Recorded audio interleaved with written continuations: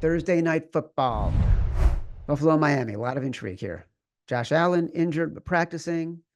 Game opened at 1. Miami at 1 on Sunday night. Moved up. Got up to 2.5. Now it's back down to 2 at Bet365. Seen 1.5 at some books. Give me the under. I don't have an opinion. Wow. No, the only play here is Miami. Miami's the play definitely in this spot. Short week. The Bills coming off that win they had compared to this Miami team that they know they stole one, right? I just think they played as bad as they could possibly play, and they still won that game where I think we might have seen one of the best games you possibly see out of Josh Allen, that Bills team, right? I think he had 4 total touchdowns, and he was just, it was all clicking, especially in that second half against the Arizona defense. I think Miami's defense is much better than Arizona's defense, especially their secondary. And offensively, I like the matchup for Miami, man. Like the speedsters, I don't know what the counter to that is for this Bills team. So we talk all the time, Chad. If it's under 3 and it's 2 at home, we take this spot, don't we? Like unless they're playing, you know, one of the better teams in football. If they were playing the 49ers or the Chiefs, I would definitely be hesitating unless they were a big dog. But in this spot, this doesn't feel like this is the same old Bills, man. Like there is a weakness to this team. There is a reason to doubt this Bills team. So yeah, before he came on, Matt Mitchell gave me a little bit of relief, said that the whatever's going on with Josh Allen, it's not a break, right? That's what the fear was, that he had maybe broken his wrist. It's, you know, we don't know what it is yet, right? It's still early in the week. I mean, God forbid the 49ers didn't tell us McCaffrey was out until an hour before. Like, we might not really know until right before kick what is happening with his wrist.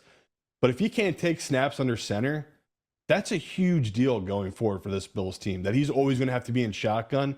That is a big deal. So, yeah, this feels like a kind of spot we like to play Miami. I know we can't take them in contests, but if people are going to ask me what side do I like here, at -2, as long as it, you know, hopefully maybe goes back down to 1.5, but it might go up to 2.5. But as long as it's 2 or down to 1.5, I like Miami at that number.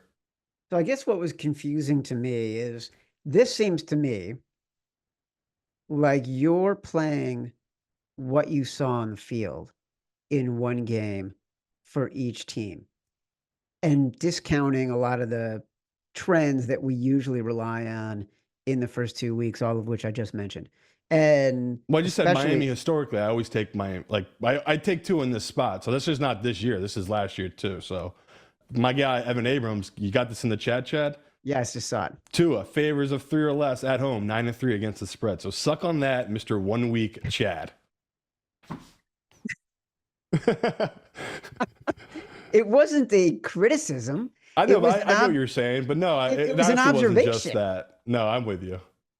You know, like normally we like at least 2 weeks of sort of data. And I always feel like week 3 is when we can maybe be a week ahead of the public. Like we will have been able to see things in the games and then apply that to how bookmakers are lining these games after 2 weeks more effectively than we can after 1 week. And so to me, all I'm saying is you're seeing on the field some things that make you feel like after both teams kind of snuck out of the game at home for each of them with a win, right? The Bills, they were getting blown out early. They were down 10, I think. They had to come back. They got back in. It was 17-3 in that game. 17-3. So they came back with like, you know, because the Cardinals did Cardinals things. They made mistakes. Their defense, you know, wasn't very good, which we expected. Kyler Murray was playing as we hoped he would. And the Jags basically gave that game away to Miami. So neither team showed anything on the upside. They played like the teams that are fallible that we expect them to be. That's why I'm surprised a little bit by your strong opinion here. And wait on the injury report if you can, because Miami also, both their starting run backs might be hurt. And again, we don't know what the deal is with Josh Allen. So if you want to wait, I totally understand. I'm just grabbing this number now just in case it does go up.